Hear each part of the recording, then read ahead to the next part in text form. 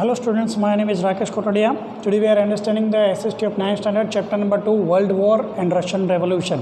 तो हम आगे का तीन पार्ट हम समझ चुके, वर्ल्ड वॉर कैसे हुआ, किस तरह से हुआ और वर्ल्ड वॉर में क्या क्या नुकसान हुआ और क्या इफेक्ट हुई पूरे वर्ल्ड पे।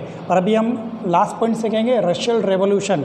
तो रशिया में वर्ल्ड वॉर भी चलता रहा, साथ में रेवोल्यूशन होती रही। रेवोल्यूशन मतलब क्या, पब्लिक राजा के खिलाफ चली जाती है। तो वहाँ पे कौन सा राजा था, तो वहाँ पे ज़ार नाम का राजा था, CZAR या फिर TSAR, दोनों में से कोई भी स्पेलिंग लिख सकते हो। वो the cruel king of Russia, तो रशिया का बहुत ही ख़राब राजा था। वो पब्लिक के टैक्स कलेक्ट करता था, लेकिन पब्लिक के वेलफेयर के बारे में कुछ भी नहीं सोचता था, बहुत हिंसक था और पब्लिक को परेशान करता था। ऐसा बहुत ही खतरनाक राजा था। तो collecting tax but no welfare of people, मतलब लोगों के वेलफेयर में, लोगों के कल्याण में उसकी कोई दिलचस्पी नहीं थी, बस उसको पावरफुल बनना था और ज़्यादा से ज़्यादा पब्लिक के पास पैसे कलेक्ट करता था।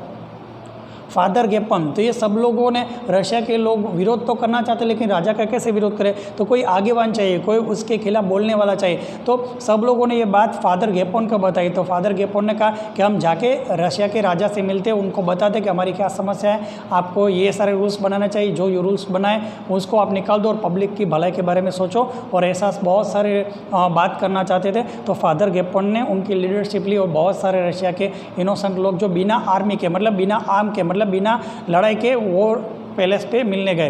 तो वहाँ पे क्या था, फादर गेपन पीटर्सबर्ग पैलेस, मतलब वो जो ज़ार राजा रहता था वो पीटर्सबर्ग पैलेस में रहता था। तो वहाँ पैलेस के अंदर वहाँ पे बहुत सारे लोग इकट्ठा हो गए चारों ओर। तो राजा को क्या लगा कि लोग रेवोल्यूशन कर रहे हैं, मतलब विरोध कर रहे हैं और ये मुझे परेशान करना चाहते हैं, या फिर वो क्या कहते हैं, मेरे सत्ता में से मुझे निकालना चाहते हैं। लेकिन असल में कोई किसी के पास वेपन नहीं थे, कुछ भी नहीं था। तो ये बात जब ज़ार राजा को मालूम पड़ी तो उसने सोल्जर्स भेजे और सोल्जर्स को कहा कि अभी कभी इन सबको खत्म कर डालो, जो बच जाए वो वापस चले जाए, लेकिन मुझे ऐसा कोई भी विरोध करने वाले लोग नहीं चाहिए।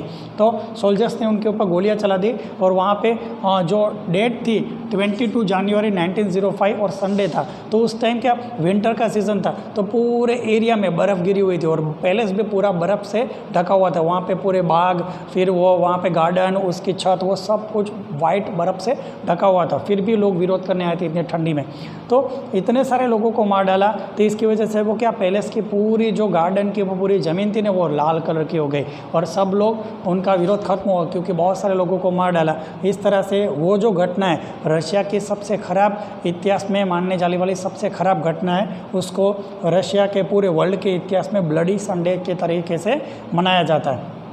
उसके बाद बहुत विरोध होने लगा, ये बात पूरे रशिया में फैल गए और रशिया में सब लोग ये राजा को धिक्कारने लगे, सब लोग उसके खिलाफ जाने लगे, सब लोग उसकी बात नहीं मानते। तो मतलब पूरा सिस्टम हिल गया था इसकी वजह से। तो रशिया के राजा ने ड्यूमा लेजिस्लेटिव असेंबली बुलाई, मतलब आपको जो कुछ भी कहना वो लेजिस्लेटिव असेंबली में आप अपना प्रस्ताव रख सकते हो, अपने बारे में कह सकते हो। लेकिन जो कुछ भी आता था, जो कोई भी ये प्रस्ताव रखता था, उसकी कोई बात नहीं सुनी जाती थी, उसके कोई एक्शन नहीं लिए जाते थे। सब लोग परेशान, सिर्फ बात आके कहते लेकिन उसके ऊपर कोई एक्शन नहीं, क्योंकि राजा चाहे तो ही एक्शन होगा, वरना कुछ नहीं होगा। तो ये सिर्फ ऐसे नाम की ड्यूमा असेंबली रह गई थी। इसकी वजह से फिर से लोगों ने जनवरी के बाद 3 महीने के बाद मार्च में 8 मार्च को 1970 में पेट्रोग्रेड नाम की जगह पे, एक बहुत बड़ा ग्राउंड है, वहाँ पे सब लोगों ने राजा के विरोध के लिए पूरे रशिया भर के लोग वहाँ पे इकट्ठा करने की कोशिश की। तो वहाँ पे 2 टाइप के ग्रुप थे, मेंशेविक और बोल्शेविक।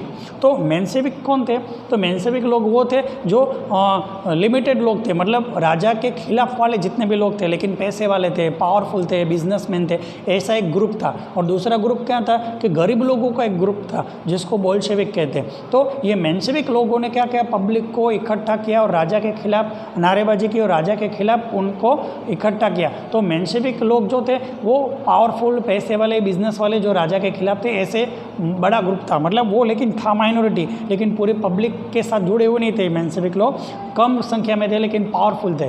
और दूसरे थे बोल्शेविक, तो इसमें गरीब से गरीब लोग भी जुड़े हुए थे, जो मेजोरिटी थे। सबसे ज़्यादा रशिया की पब्लिक बोल्शेविक से जुड़ी हुई थी। तो वहाँ पे जो पेट्रोग्रेड में जो पब्लिक को इकट्ठा किया गया था वो मेंशेविक ने किया था। तो मेंशेविक मतलब को अप लेवल के लोग, पैसे वाले लोग जो राजा के खिलाफ थे। तो क्या हुआ, राजा ने फिर से आर्मी को ऑर्डर दे दिया कि इन सब लोगों को मार डालो। मतलब करोड़पति, पैसे वाले, बिजनेसमैन, उद्योगपति वो सब थे, पर दूसरी पब्लिक भी साथ में आई थी। तो पब्लिक ने, तो आर्मी ने राजा को मना कर दिया कि हम फिर से अभी पब्लिक पे लड़ाई नहीं करेंगे, गोलियां नहीं चलाएंगे। तो राजा को बहुत गुस्सा हुआ, लेकिन उसी टाइम पब्लिक का साथ ये मेंशेविक लोगों को मिला, ऊपर से आर्मी का भी साथ मिला। तो मेंशेविक ने क्या किया, राजा को हटा के पूरा पावर, पूरा रशिया का पावर ये मेंशेविक लोगों के हाथ में आ गया। मेंशेविक कौन थे, तो पैसे वाले अपर कास्ट के, अपर स्टेज के लोग थे, जो पूरा पावर मेंशेविक के हाथ में आ गया।